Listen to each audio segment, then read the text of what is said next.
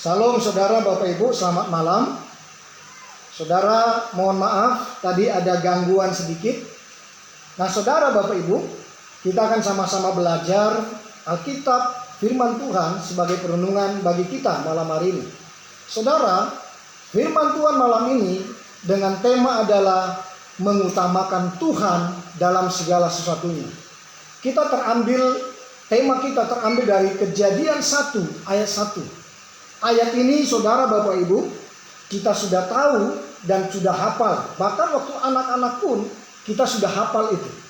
Tetapi kita akan belajar, ini adalah rahasia kehidupan manusia di bumi. Sebab ayat ini kita akan sama-sama belajar permulaan daripada segala kitab, yaitu Kejadian 1 ayat 1. Sebelum lembaran-lembaran daripada kitab ini dibuka, lembaran-lembaran peristiwa kehidupan manusia dan janji-janji Tuhan, hukum-hukum Tuhan dilaksanakan, dinyatakan. Tetapi lebih dahulu Tuhan menyingkapkan rahasia kehidupan di dalam Kejadian 1 ayat 1.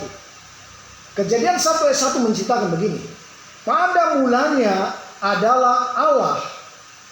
Pada mulanya Allah menciptakan langit dan bumi. Saudara, Bapak Ibu yang kekasih, ayat ini menjelaskan adalah pada mulanya adalah Allah.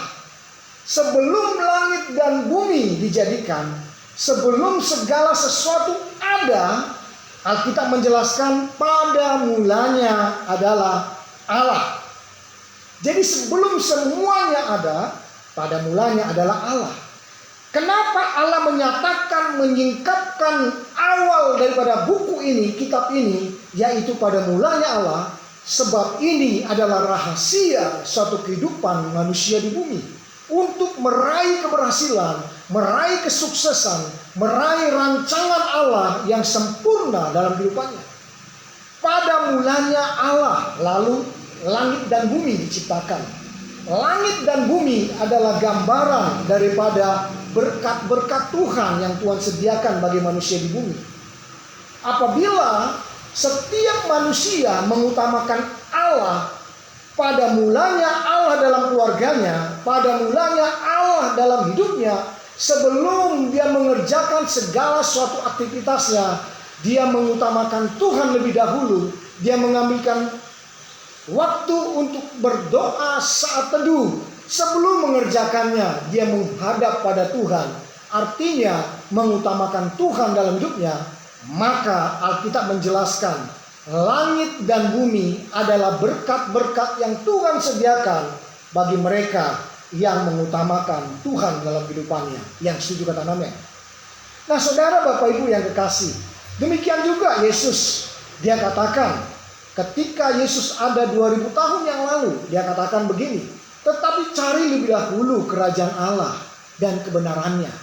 Sebab apabila engkau mencari lebih dahulu kerajaan Allah dan kebenarannya, mencari Tuhan lebih utama, mengutamakan Tuhan lebih pertama, maka yang lainnya akan ditambahkan, dikatakan Yesus. Yang lainnya itu adalah berbicara tentang langit dan bumi. Berbicara tentang berkat-berkat Tuhan. Saudara, Bapak Ibu, perhatikan baik.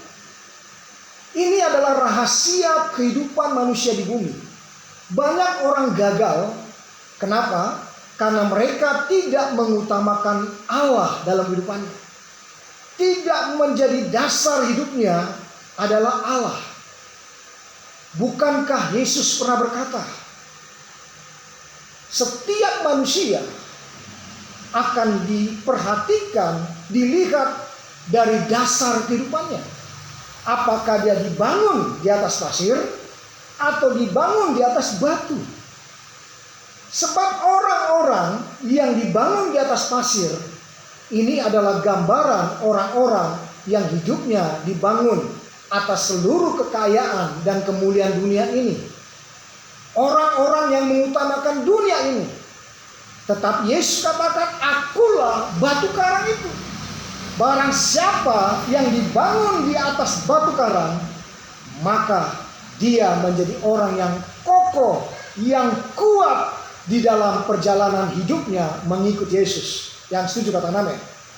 Kenapa banyak orang-orang Kristen begitu cepat mengundurkan diri daripada Tuhan, begitu cepat meninggalkan Tuhan dalam kehidupannya? Awalnya mereka semangat mengikut Tuhan, mereka memuji, menyembah Tuhan. Tetapi ketika datang masalah, mereka mulai undur. Ketika datang problem, ketika datang kesusahan, ketika datang pergumulan, mereka mulai menyalahkan Tuhan. Mereka mulai menuntut bagian mereka pada Tuhan dan menyalahkan Tuhan. Ada begitu banyak pondasi-pondasi orang Kristen tidak kuat, sehingga mereka begitu rentan dengan yang namanya kejatuhan dan meninggalkan Tuhan. Ada begitu banyak saudara di hari-hari ini, para hamba Tuhan sekalipun, jemaat Tuhan sekalipun, mereka menjadi apatis dengan gereja, apatis dengan namanya pelayanan, apatis dengan seorang hamba Tuhan. Kenapa begitu terjadi? Karena dasar kehidupannya itu nggak benar. Mereka memandang pribadi orangnya, bukan memandang Tuhannya. Ketika mereka melihat satu gereja diberkati, pendetanya bawa mobil, rumahnya mewah diberkati Tuhan, mereka langsung menjas. Jemaat dan hamba Tuhan yang lain langsung menjas. Lihat itu orang. Gereja dijadikan bahan komoditi, menjadi suatu tempat ladang bisnis pencarian. Mereka nggak tahu awal daripada perintisan mereka, hamba Tuhan itu yang sukses itu, mereka juga menderita. Mereka juga sama dengan kita awalnya, begitu susah merintis. Tetapi ketika mereka diangkat Tuhan untuk menuai daripada apa yang mereka kerjakan di dalam pekerjaan Tuhan, lalu timbullah orang-orang baru, timbullah orang-orang iri hati, timbullah orang-orang dengki, timbullah orang-orang baru yang tidak memiliki dasar kehidupan yang kuat. Mereka dibangun di atas pasir sehingga mereka punya pandangan negatif dalam pelayanan, dalam perjalanan hidup mereka.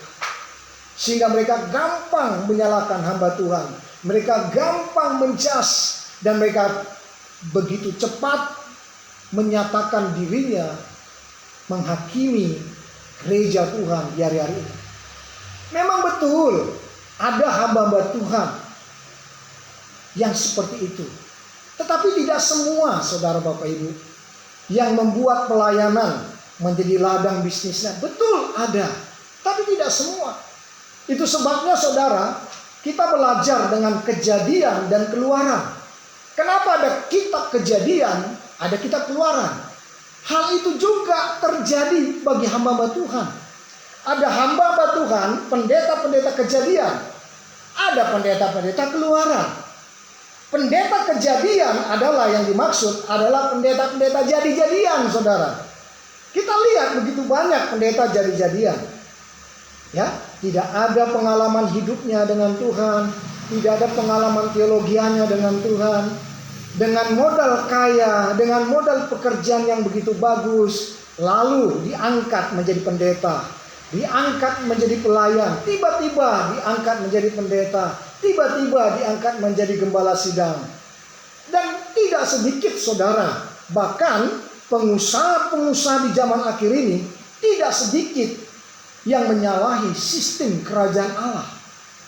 Di mana mereka saudara, pengusaha-pengusaha sekarang pun, mereka awalnya adalah pekerja.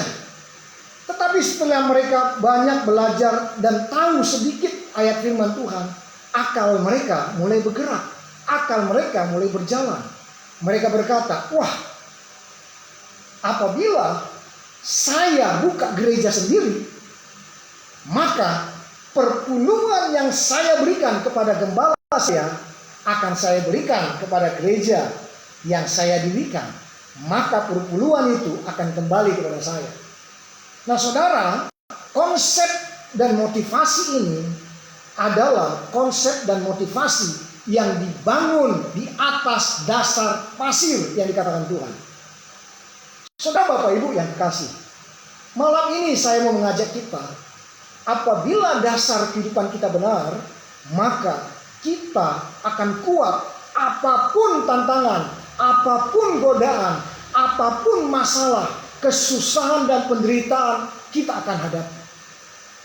Saudara, Bapak Ibu, mungkin saudara akan berkata, gampang ngomongnya Pak Pendeta, Anda gampang berkhotbah. Saudara, saya yang katakan ini karena saya alami. Saya mengenal Tuhan pada tahun 1995. 30 tahun saya sudah melayani Tuhan. Dan saya begitu banyak penderitaan yang saya alami. Apa yang dikatakan Paulus itu benar dan real. Aku tahu itu kelaparan. Aku tahu namanya kenyang. Aku tahu kekurangan. Dan aku tahu kelimpahan. Tetapi semuanya itu tidaklah suatu spesial di hadapan saya. Hal itu tidak akan mempengaruhi iman saya dan perjalanan hidup saya untuk mengikut Tuhan. Inilah yang saya tanam dalam kehidupan saya. Kami sudah pernah alami yang namanya aniaya. Kami sudah pernah yang namanya hampir mati digorok. Kami juga pernah dipermalukan di hadapan ratusan orang. Kami juga pernah yang namanya kekurangan dan kelaparan. Berminggu-minggu kami harus memakan ubi keras. Berminggu-minggu kami harus memakan jagung tua. Pagi, siang, malam, dan pagi, siang, malam. Saudara, Bapak, Ibu, bukankah Tuhan kita adalah Tuhan yang kaya? Benar. Tetapi permasalahannya, Tuhan mau bawa kita untuk masuk di dalam proses-proses menjadi hamba Tuhan. Sehingga kita tidak menjadikan pendeta dan hamba-hamba Tuhan jadi-jadian. Tetapi kita harus menjadi hamba Tuhan, pendeta, keluaran padang gurun. Keluaran yang begitu banyak dari hadirat Tuhan. Keluaran yang sudah dibentuk dalam bejananya Tuhan, dalam tangannya Tuhan. Sehingga orang-orang, anak-anak Tuhan, para hamba-hamba Tuhan yang sudah mengalami keluaran daripada padang gurun, keluaran daripada pengalaman hidup dengan Tuhan, mereka adalah orang-orang yang dalam hidupnya memiliki kepribadian yang kuat dan kokoh. Hal itulah yang terjadi kepada Daud. Anda tahu, Daud adalah pribadi yang memiliki warna hati dalam hidupnya. Kenapa Allah begitu cinta kepada Daud? Ini rahasia kehidupan, saudara. Allah begitu cinta pada Daud. Bukankah Daud pernah melakukan kesalahan? Pernah. Ada dosa-dosa yang fatal yang dilakukan Daud. Tetapi Allah, Tuhan, hatinya condong pada Daud. Dia sayang dan hatinya cinta pada Daud. Kenapa?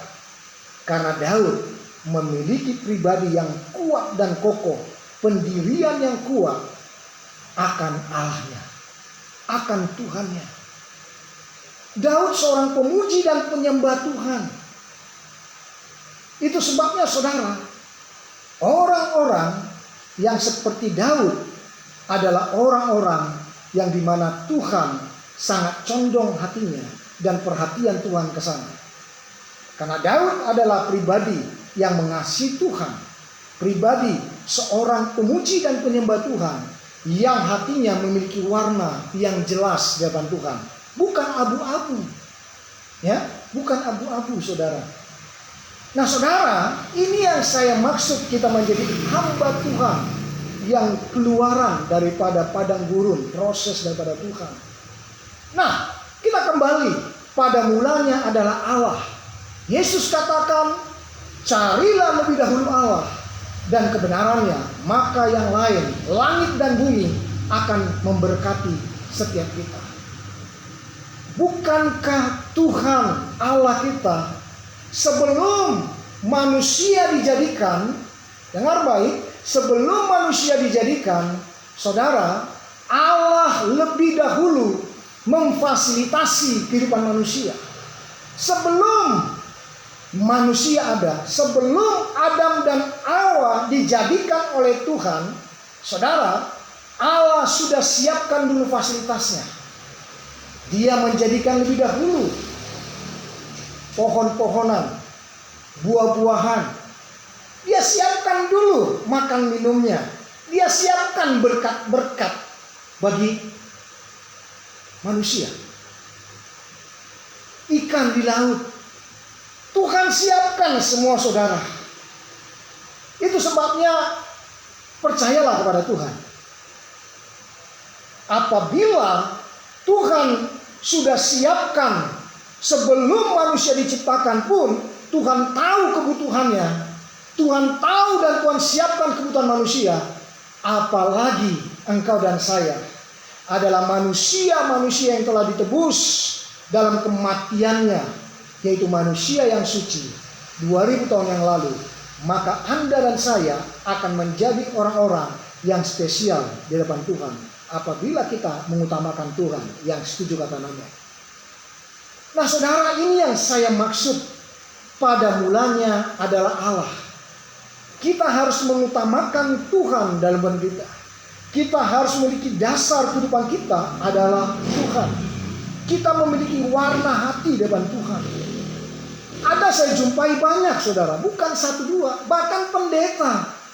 Saya bukan jelekan pendeta, bahkan pendeta, hamba-hamba Tuhan, ya, banyak yang menjadi orang-orang yang beretorika semua, ya, banyak yang menjadi orang-orang yang hidupnya penuh dengan kepalsuan.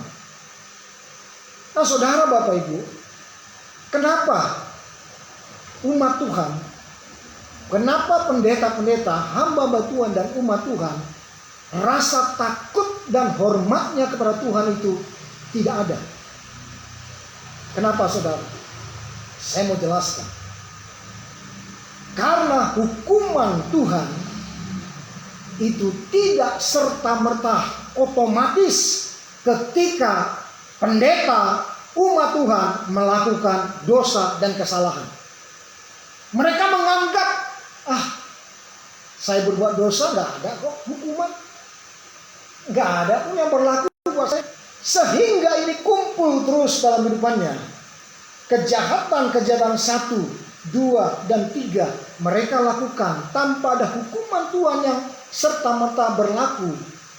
Maka timbullah rasa tidak takut dan hormat kepada Tuhan. Karena menjadi kebiasaan. Saudara, Bapak Ibu, tetapi apabila kalau orang-orang yang memiliki hubungan dengan Tuhan begitu baik, orang-orang yang mengetahui dan mempunyai pengalaman hidup dengan Tuhan, maka orang-orangnya akan takut dan hormat kepada Tuhan. Jangankan dosa perbuatan, dosa pikiran pun itu harus jauh dari kita. Gak usah jauh-jauh, saudara. Dosa pikiran, dosa perbuatan. Di handphone saudara pun, ketika saudara membuka handphone, Anda akan melihat ada banyak tayangan-tayangan yang negatif. Hal-hal perzinahan. Itu pun kita harus buang. Kenapa? Karena itu akan mengganggu pikiran kita. Jangan sempat ada hal-hal yang najis, yang kotor, sakit hati, yang tidak baik dalam hidup kita. Kita harus hidup di dalam kemurnian daripada Tuhan. Karena semuanya itu adalah sampah dan mendatangkan kematian bagi kita. Saudara, Bapak Ibu yang kekasih, biarlah malam ini menjadi kesaksian firman Tuhan bagi kita semua.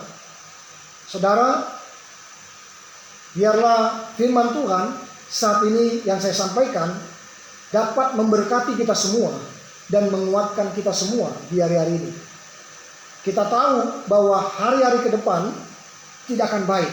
Percayalah, teknologi, iptek, ilmu pengetahuan teknologi yang tercanggih sekalipun, yang awalnya dibentuknya teknologi canggih ini untuk membantu permasalahan manusia di bumi, itu pun tidak akan sanggup mengatasi masalah di bumi ini. Sebab yang sanggup mengatasi masalah kehidupan adalah Tuhan Yesus. Terpujilah Tuhan bagi kita semuanya. Tetap kuat, tetap menanti-nantikan kedatangan Tuhan, dan tetap berjaga-jaga. Sampai jumpa di kemudian hari.